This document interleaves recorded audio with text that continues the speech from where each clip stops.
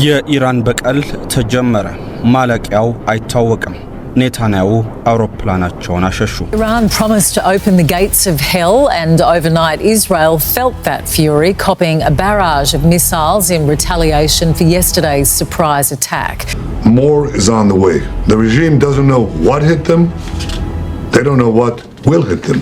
ሰላም ጤና ይስጥልን። እንደምን አላችሁ የተከበራችሁ የሰሞነኛ ቤተሰቦች? ሐሙስ ምሽቱን በኢራን ላይ ከፍተኛ ጥቃት የፈጸመችው እስራኤል ትናንት ምሽት ከኢራን በኩል ምላሹን አግኝታለች። የኢራን ጦር በርካታ ባላስቲክ ሚሳኤሎችን በመተኮስ የእስራኤልን ዋና ግዛቶች ኢላማ አድርጓል። ለመሆኑ የኢራን ጥቃት ምን ያክል ነበር? በጥቃቱስ ምን ያክል ሰዎች ሞቱ? በጥቃቱ ዙሪያ ዓለም አቀፉ ማህበረሰብስ ምን እያለ ነው? በዛሬው ጥንቅራችን ለነዚህና ሌሎችም ጥያቄዎች ምላሽ እየሰጠን አብረናችሁ ቆይታን እናደርጋለን። ላይክ፣ ሼር እና ሰብስክራይብ እያደረጋችሁ እስከ ፍጻሜው አብራችሁን ቆዩ። አዲስ አበባ ውስጥ ያውን ብዙዎች ለመኖሪያ ሆነ ለኢንቨስትመንት ተመራጭ ባደረጉት ለቡ መብራት ኃይል ቅንጡ አፓርትመንቶችን እጅግ በተመጣጣኝ ዋጋ ለመግዛት ያሰባችሁ ስልክ ለመያዝ ተዘጋጁ። የመዋኛ ገንዳ፣ ጂምናዚየም፣ ቤተ መጻሕፍት፣ የልጆች መጫወቻ፣ የመኪና ማቆሚያ፣ ራታቸውን የጠበቁ 4 ሊፍቶች፣ የኤሌክትሪክ መኪና ቻርጅ ስቴሽንን ያሟላ ዘመናዊ መንደር ውስጥ ለልጅ ልጅ የሚተላለፍ ቋሚ ቅርስን የያዙ በአረንጓዴ ስፍራ በተከበበው ዘመናዊ መንደራችን ውስጥ ማራኪ እይታ ያላቸውን ቤቶች የያዘውን የመጨረሻውን ብሎክ ለሽያጭ አቅርበናል። ባለ 1 መኝታ 451 ሺህ ብር፣ ባለ 2 መኝታ 783 ሺህ ብር፣ ባለ 3 መኝታ 908 ሺህ ብር እንዲሁም ባለ 4 መኝታ 1 ሚሊዮን ብር ከፍለው አሁኑኑ ይመዝገቡ። እርሶ 32% ብቻ በ3 ዓመት መክፈል ከቻሉ እኛ ደግሞ 60% የባንክ ብድር አዘጋጅተናል። ዝቅተኛ ወለድ ለምትፈልጉ ደንበኞቻችን ታላቅ የምስራች አለን። መግዛት ያሰባችሁ ስክሪኑ ላይ ባለው ስልክ አሁኑኑ ደውላችሁ መመዝገብ ትችላላችሁ። የተጠበቀው ነገር ግን ከተገመተው በላይ በኢራን ላይ ጉዳት ያደረሰው የእስራኤል ጥቃት በተፈጸመ ማግስት ኢራን የመልስ ምት መስጠት ጀምራለች። ፔርዣይቷ ሀገር ትናንት ማምሻውን የእስራኤልን ዋና ከተማ ቴል አቪቭን ጨምሮ በዋና የእስራኤል ግዛቶች ላይ 200 ባላስቲክ ሚሳኤልና 100 ድሮኖችን አስወንጭፋለች። የኢራን አብዮታዊ ዘብ የሚተማመንበትና 90% ኢላማውን ይመታል የሚባልለት ፋታ 1 የተሰኘው ሃይፐርሶኒክ ሚሳኤል ጭምር በእስራኤል ሰማይ ላይ ትናንት ምሽቱን ታይቷል። ቴል አቪቭ፣ ኢየሩሳሌምና ማዕከላዊ እስራኤል የኢራን ጥቃት ኢላማ የነበሩ ሲሆን የኢራን ጦር የእስራኤል ጦር በጦር መንደርነት የሚጠቀምባቸውን ኔቫቲምና ቴልኖቭ የተሰኙ ስፍራዎችን መጥቷል። የኢራን ጥቃት አስደንጋጭና አስፈሪ የነበረ ሲሆን በዋና ከተማ ቴል አቪቭ በአንድ የሚሳኤል ምት አንድ ህንጻ ሙሉ ለሙሉ ሲፈርስ የሚያሳይ ተንቀሳቃሽ ምስል በማህበራዊ ትስስር ገጾች ላይ ሲወጣም አንድ ሰው በቴል አቪቭ ከተማ ውስጥ በጥቃቱ ተገሏል። በማዕከላዊ እስራኤል 2 ሰዎች ሲሞቱ 34 ሰዎች ጉዳት ደርሶባቸው ሆስፒታል ገብቷል።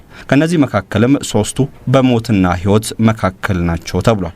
በቴል አቪቭና በተለያዩ የእስራኤል ከተሞች የፈራረሱ ህንጻዎች፣ የወደሙ ትምህርት ቤቶች፣ ከጥቅም ውጭ የሆኑ መኪናዎች በብዛት የሚታዩ ሲሆን ይህም ጥቃት ኢራን የወሰደችው የመልስ ምት አደገኛ መሆኑንና በእስራኤል ላይ የደረሰው ጉዳትም ከታሰበው በላይ ሊሆን እንደሚችል ግምት እንዲመጣ አድርጓል።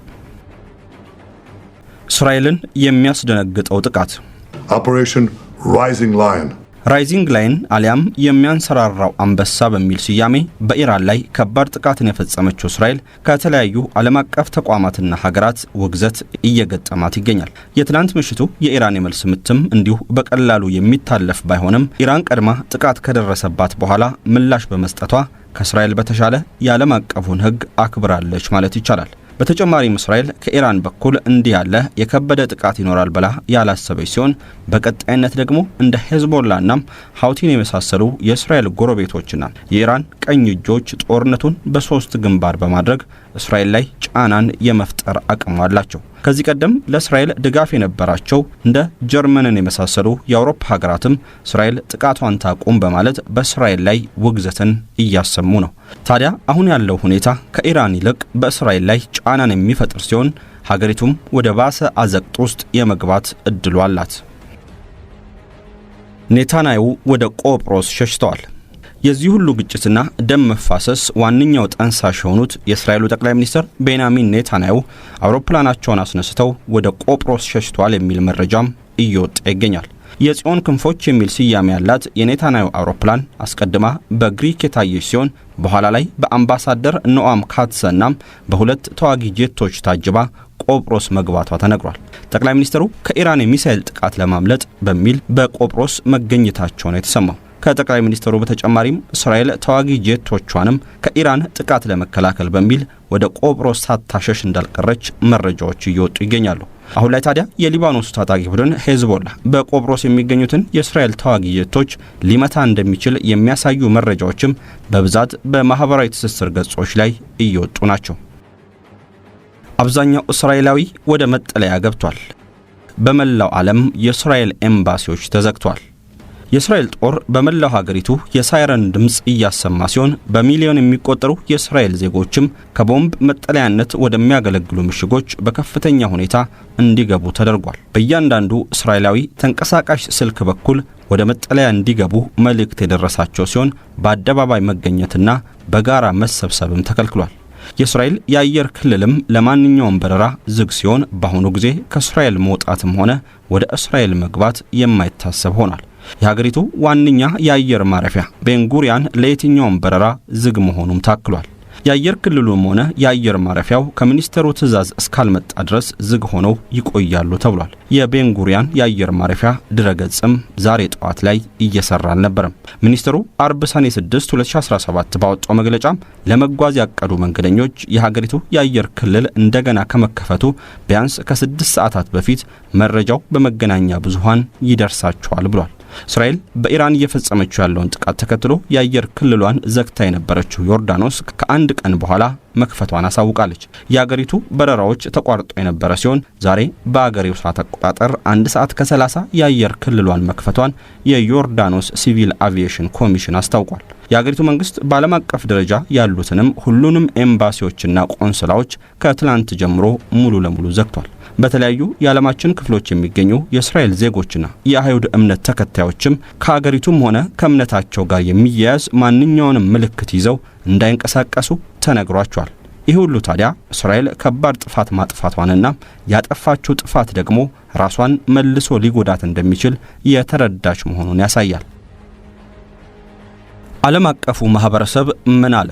እስራኤል ከኢራን ጋር ከገባችበት ግጭት ያለ አሜሪካና ሌሎች አጋሮቿ ድጋፍ የመውጣት እድሏ እጅጉን ያነሰ ነው። በመካከለኛው ምስራቅ ከ40 ሺህ በላይ ጦር ያላት አሜሪካ ትናንት ምሽት ከኢራን የሚተኮሱ ሚሳኤሎችን በማክሸፉ ረገድ ከእስራኤል ጋር በመሆን ከፍተኛ ድጋፍን አድርጋለች። የአሜሪካ ውጭ ጉዳይ ሚኒስትር ማርክ ሩቢዮ አሜሪካ በጥቃቱ እጇ የለበትም ቢሉም የዶናልድ ትራምፕ የደህንነት ጉዳዮች አማካሪ ጃክ ሱሊቫን በበኩላቸው በጥቃቱ ዙሪያ ከእስራኤል ጋር አብረን እየሰራን ነው ብለዋል። እስራኤል የኢራንን የኒውክሌርና የተለያዩ ወታደራዊ ተቋማት ስታወድም በብዛት የተጠቀመችው በቅርቡ $7 ቢሊዮን በማውጣት ከአሜሪካ ያስገባቻቸውን አደገኛ ቦምቦች ነው። ነገር ግን በዶናልድ ትራምፕና በኔታንያሁ መካከል ያለው ግንኙነት መልካም አለመሆኑን ተከትሎ አሜሪካ ለእስራኤል የምታደርገውን ድጋፍ ለደቂቃዎች እንኳን ብታቋርጥ እስራኤል ከፍተኛ አደጋ ውስጥ ትገባለች። በሌላ በኩል እስራኤል በኢራን ሉዓላዊነት፣ ደህንነትና የግዛት አንድነት ላይ ጥሰት እየፈጸመች ነው ስትል ቻይና ጥቃቱን አውግዛለች። ቻይና የእስራኤልን ጥቃት ያወገዘችው በተባበሩት መንግስታት የጸጥታው ምክር ቤት በተጠራው የቅዳሜ ሰኔ 7 2017 ዓ.ም አስቸኳይ ስብሰባ በተወካይዋ ፉ ኮንግ በኩል ነው። ቻይና የአሁኑ ጥቃት በኢራን የኒውክሌር ድርድር ላይ የሚያሳድረው አሉታዊ ተጽዕኖም ከፍተኛ ስጋት አሳድሮብኛል ስትል ነገሮች ከዚህ በበለጠ እንዳይከፉ እስራኤል ሁሉንም ወታደራዊ እርምጃዎችን በአስቸኳይ እንድታቆም አሳስባለች። የቻይና የተመድ ተወካይ በተጨማሪም ኢራን የኒውክሌር ጦር መሳሪያን ያለመስፋፋት ስምምነት ፈራሚ በመሆኗ የኒውክሌር ኃይልን በሰላማዊ መንገድ የመጠቀም መብቷ ሙሉ ለሙሉ ሊከበርላት ይገባል ብሏል። ቻይና በኃይል መሰረተ ልማቶች የኢራን ቁልፍ አጋር ናት። ከጥቂት ወራት በፊትም የኢራንና የሩሲያ ምክትል የውጭ ጉዳይ ሚኒስትሮች የተሳተፉበት በኢራን የኒውክሌር ጉዳይ ላይ የመከረ ውይይት አዘጋጅታም ነበር። ሀገራቱ በኢራን ላይ የተጣለው ማዕቀብ እንዲነሳም አሳስቦ እንደነበር የሚታወስ ነው።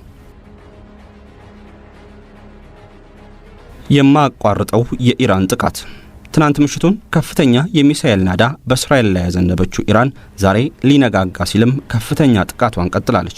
በሌላ በኩል ኢራን በእስራኤል ላይ እየወሰደችው ያለውን አጸፋዊ እርምጃ ለማስቆም አሜሪካ፣ ፈረንሳይና ዩናይትድ ኪንግደም እስራኤልን የሚረዱ ከሆነ ምላሹን እንደምትሰጥ ማስጠንቀቋን የኢራን መንግስታዊ ሚዲያ ዘግቧል። ሶስቱ ሀገራት ለእስራኤል ድጋፋቸውን ከሰጡ ኢራን በቀጠናው የሚገኙ የጦር ሰፈሮቻቸውንና መርከቦችን ኢላማ እንደምታደርግ ዘገባዎች ወጥተዋል። በቀጣይ ምን ሊከሰት ይችላል? በእስራኤልና በኢራን መካከል ያለው ግጭት አሁን ላይ በሁለቱ ሀገራት መካከል የተገደበ ይመስላል። ነገር ግን ሁለቱ ሀገራት ግጭት እንዲያቆሙ የሚቀርበውን ጥሪ አንሰማም ቢሉስ? ግጭቱ ቢባባስ እንዲሁም ቢስፋፋ ምን አስከፊ ሁኔታ ሊከሰት ይችላል? አሜሪካ በግጭቱ ውስጥ ትገባለች። ምንም እንኳን አሜሪካ ብታስተባብልም ኢራን የአሜሪካ ኃይሎች ግጭቱን መደገፋቸውንና ቢያንስ ለእስራኤል ጥቃት ስልታዊ ድጋፍ እንደሚያደርጉ በግልጽ ታምናለች። በመሆኑም ኢራን በመካከለኛው ምስራቅ ባሉ የአሜሪካ ኢላማዎች ላይ ጥቃት ልሰነዝር ትችላለች። አሜሪካ ኢራቅ ውስጥ የልዩ ኃይል ካምፖች፣ በባህረ ሰላጤው ሀገራት ደግሞ ወታደራዊ ሰፈሮችና በቀጠናው የዲፕሎማሲያዊ ተልእኮዎች እንዳሏት ይታወቃል። የባህረ ሰላጤው ሀገራት ወደ ግጭቱ ሊሳቡ ይችላሉ። ኢራን አስተማማኝ መከላከያ ባለው የእስራኤል ጦርና ሌሎችም ኢላማዎች ላይ ጉዳት ማድረስ ካልቻለች በተለይ ጠላቶቿን ለዓመታት ይደግፋሉ በምትላቸው የባህረ ሰላጤው ሀገራት ላይ የሚሳኤል ጥቃት ልሰነዝር ትችላለች። እነዚህ ሀገራት የአሜሪካ አየር ኃይል ሰፈር የሚገኝባቸው ናቸው። በመሆኑም የባህረ ሰላጤው ሀገራት ጥቃት ከደረሰባቸው ራሳቸውን ለመከላከል የአሜሪካና የእስራኤል ጦር አውሮፕላኖችን ድጋፍ ሊጠይቁ ይችላሉ።